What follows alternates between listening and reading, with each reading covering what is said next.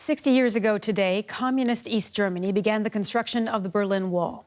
Overnight, families and friends were separated and the lives and destinies of countless people were changed forever. By the time it fell in 1989, more than 100 people had been killed trying to get over or under the wall to freedom in the West. East Germany's leaders said it was an anti-fascist barrier, but the wall became a symbol of repression, preventing East Germans from leaving. From the very beginning, many of them tried to do just that. DW's Tessa Walter spoke to an eyewitness of one of the first and most famous examples of jumping the wall. Bernd Bröde was still a young man when he witnessed this historic moment. The East German border policeman Konrad Schumann jumped over the border fence between East and West Berlin. Today, the wall is gone. Here, only iron bars mark the former border. But the 82-year-old still remembers it clearly. This is exactly where I was standing. A few people were in front of me. And we just saw him as he was jumping over the fence. We all cheered and we welcomed him with open arms. It was right here. In the years before, more and more people had fled from East to West Berlin, escaping the communist dictatorship.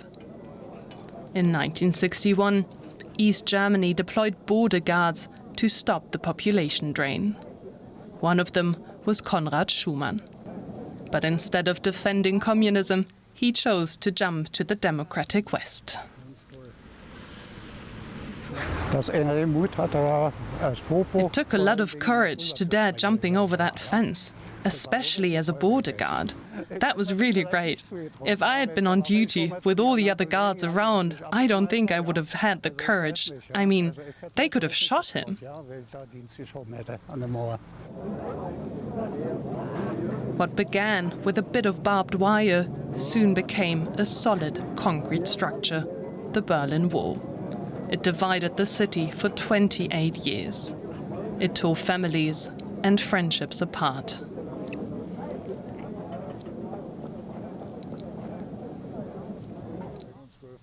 Now, 60 years after the wall was built, Bernd Bröde has a clear message for the younger generations who never experienced it. We need to fight to make sure that a wall is never again built here in Germany, let alone a national border.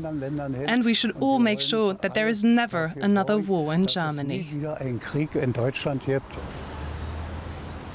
For Bernd Bröde, Germany's and Berlin's reunification is still today one of the greatest occasions in his country's history. Our chief political correspondent, Melinda Crane, is at the Berlin Wall Memorial for us. Good morning, Melinda. How is this day being commemorated?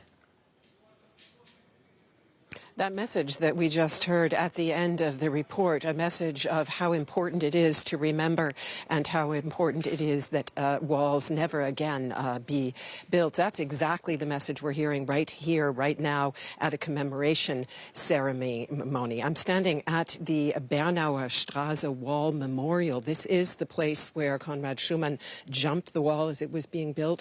And it's also a place where the East German communist regime dynamited a church to create a defensible zone along the wall. You can see it behind me, the so-called death strip. President Frank-Walter Steinmeier is speaking right now. We will also hear from Berlin's Lord Mayor Michael Müller with similar messages calling for remembrance and the need to defend and be committed to freedom. And two historical witnesses who saw the events here 60 years ago will also be speaking. Melinda, Germany is holding elections next month, 30 years after reunification. How are German politics still shaped by that history itself?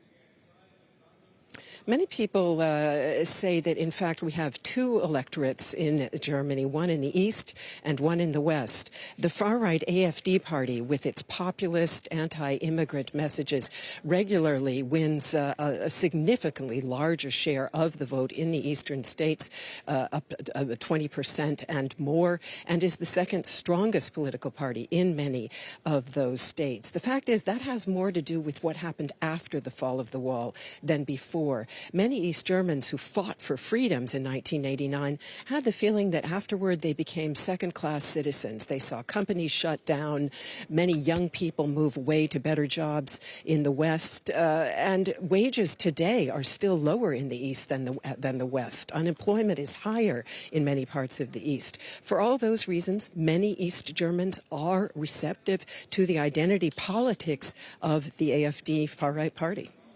And Melinda, if we talk about the wall itself, a lot of people think of it as having been built suddenly, but that wasn't the case, and historians are finding out more about that. What can you tell us?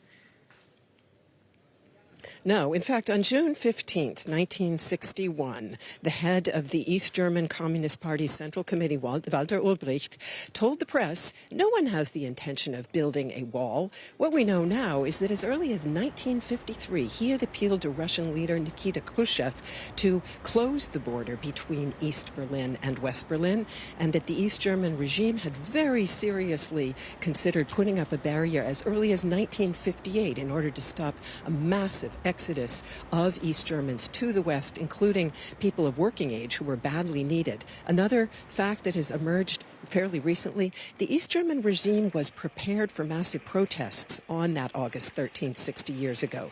They took the necessary precautions. And then, in fact, the eastern party of the city was relatively quiet. And it seems that many East Berliners accepted or perhaps even approved of the construction of the wall, thinking it was the only way to preserve the economic viability of a communist dream that many of them still believed in.